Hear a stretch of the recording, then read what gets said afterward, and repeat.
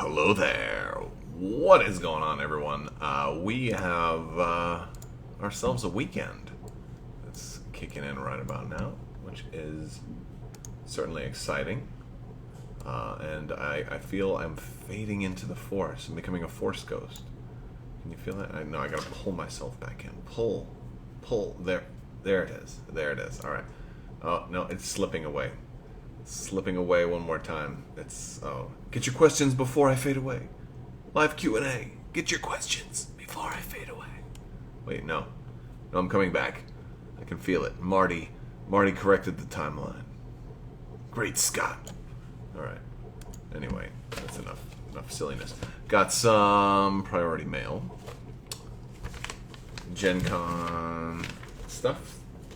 Got my in-flight brief tickets and my Armada tournament tickets, which I'm not going to be able to participate in because I'll be demoing, teaching other games. Most likely, probably not going to be playing Armada at Gen Con.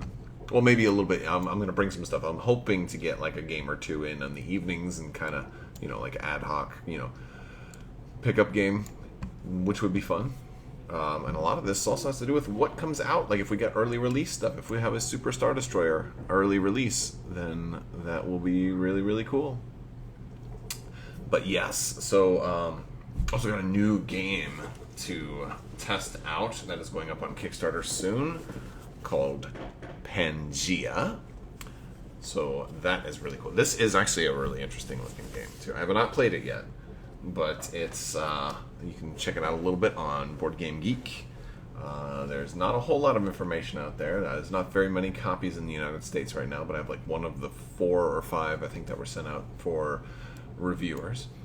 So that one looks fun, and it's all about having species in the early, single continent before the dinosaurs were wiped out, and everybody gets a species, and they kind of have to make sure that their species survives and thrives and stuff.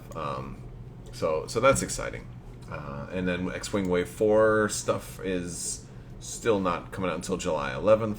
But there's actually a lot of interesting stuff to talk about with that. And I'm going to change up this background a little bit because I think this is going to drive some people crazy. So let's change out the background. We'll try a couple different backgrounds. Let's see how this one goes. Oh, that one's... Nope, that one's not good either. No. It's hard to get a preview of them. Let's see. Oh, that one's too smoky. Well, what's going on with that one? Nope. Let's try this one. This one looks...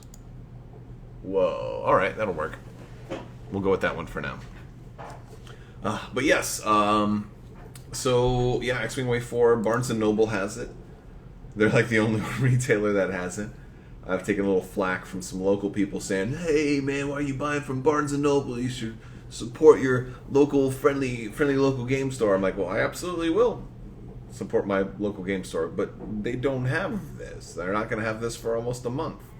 So, it's not like I got kids getting out of bed real quick, and I'm going to have to get them. We're going to take some Q&A and all of that, and I am going to run and make sure these kids are in bed, and I'll be right back. But get your questions in, and we'll do that.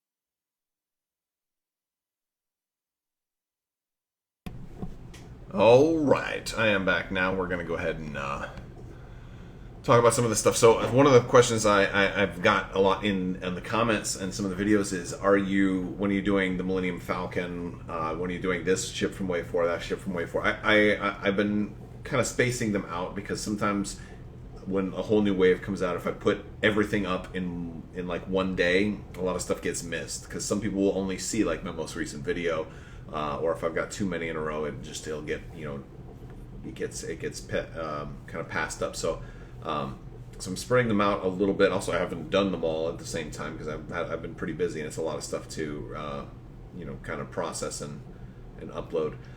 So I've got the Resistance Transport getting ready. That one should be live tomorrow, and that's going to be it. So I did not get a Decimator or Millennium Falcon. I don't think the TIE SF was available, and I don't think the range tool, or I'm sorry, basically the maneuver template set was available at all. And as a matter of fact, a lot of X-Wing players who are talking about this think that might be the thing that actually has had something to do with the delay and the wave. It's that range set doesn't seem to be anywhere, so maybe that was the problem. I'm not sure.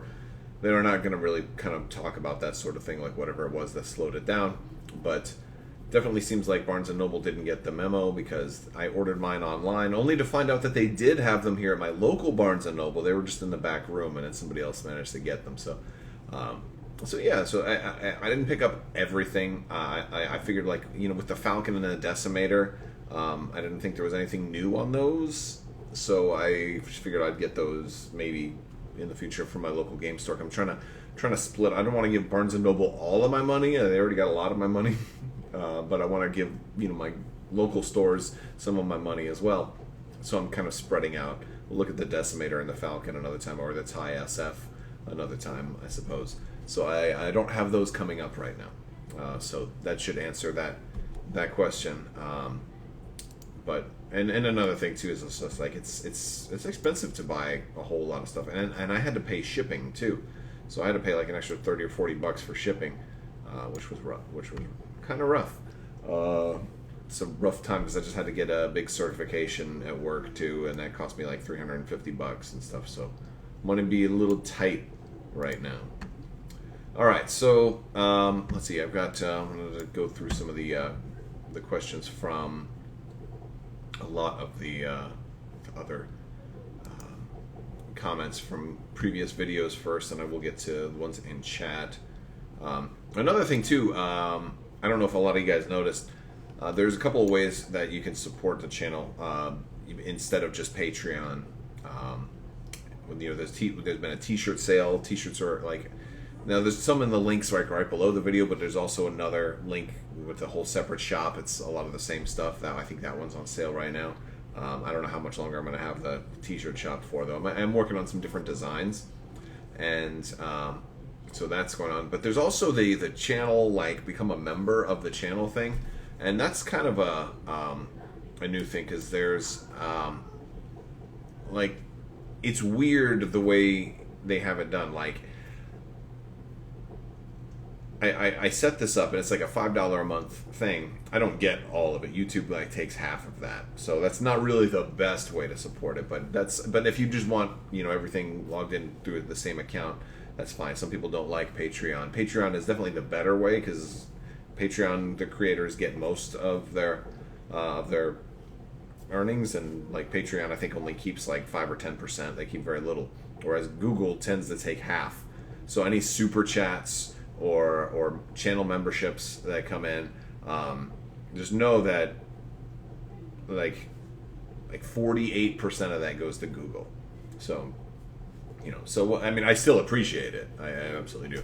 But yeah, so there's the channel thing. I actually we got our first member the other day, and so it's like, it's hard for me to do a whole lot of content for just one person. So if anybody's interested in that, I can do. The only thing it looks like it lets me really do right now is have custom posts on the community page. Plus you'll get some new emojis and things like that you can use in chat, in the live chat for live videos. And they, some of the suggestions was, member only live streams. Problem is, there's no way to do a member only live stream. So I don't have that option. It doesn't exist here. Maybe it's something they're going to add one day, but it is not. It's not an option. So you know, I definitely advertise that as a possibility at Google's suggestion, but it's not an option. So the closest thing I can do is, you know, like interact via the community page and all of that.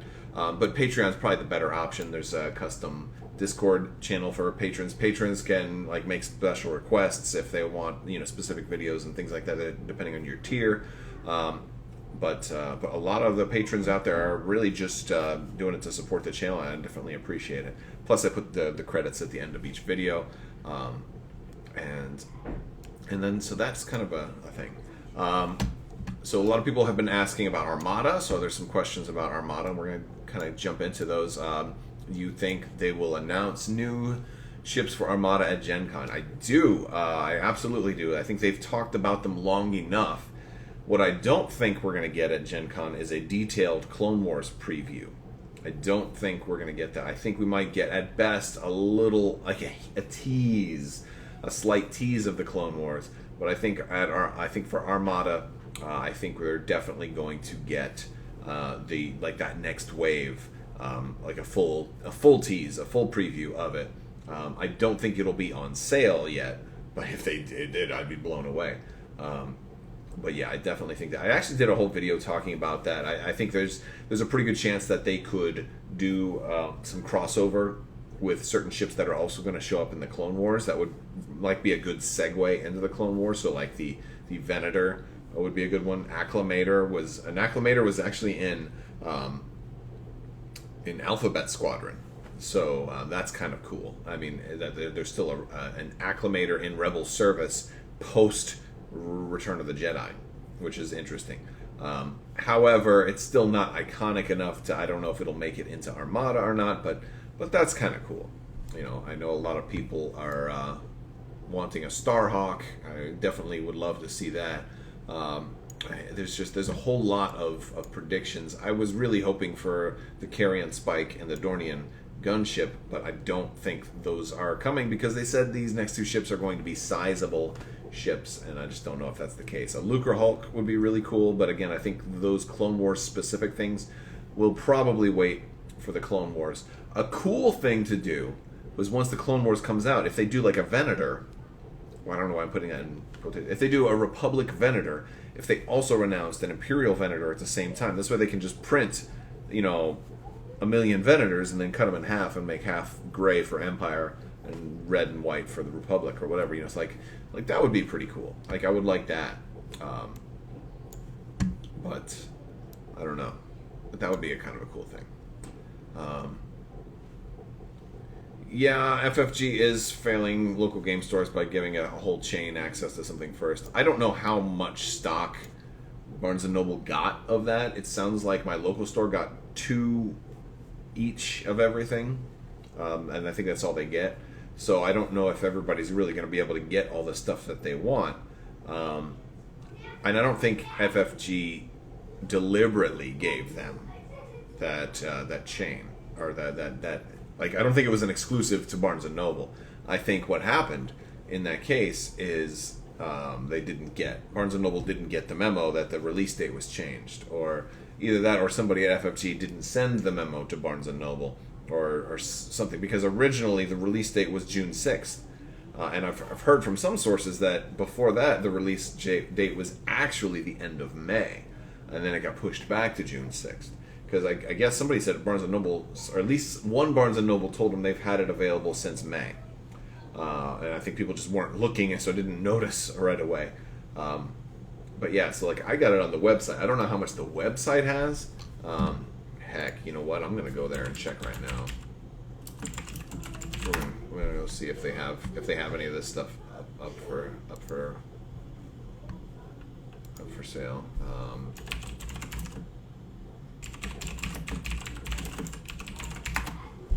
Because and it looks like they still have this stuff available. Yeah. I got kids that are still out of bed. I'll be right back. I'm sorry.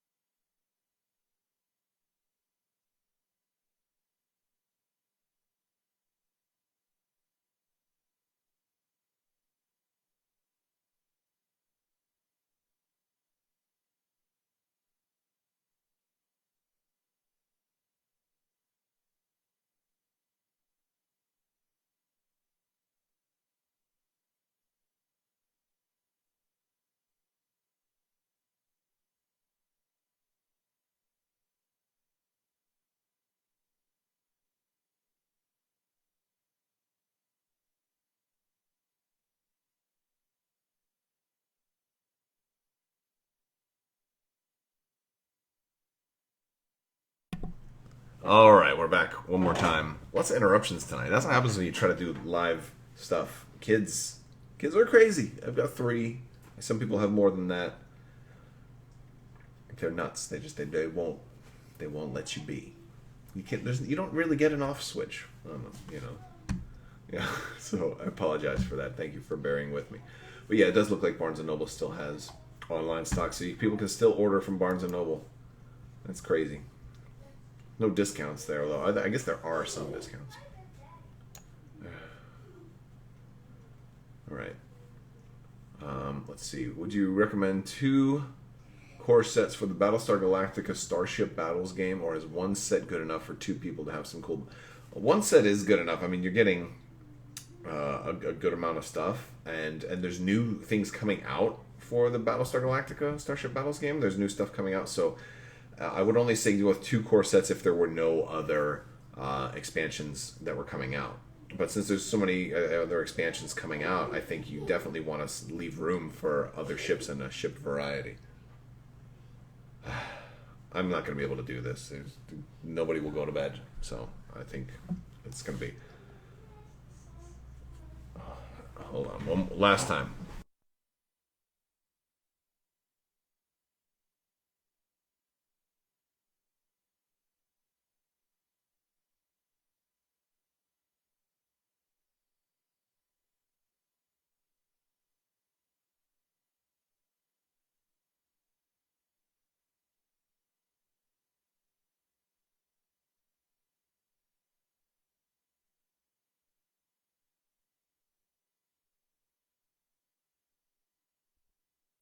I'm sorry, guys. I want to cut this short tonight. It's turning into chaos, so I'll just have to try and get you guys again next time.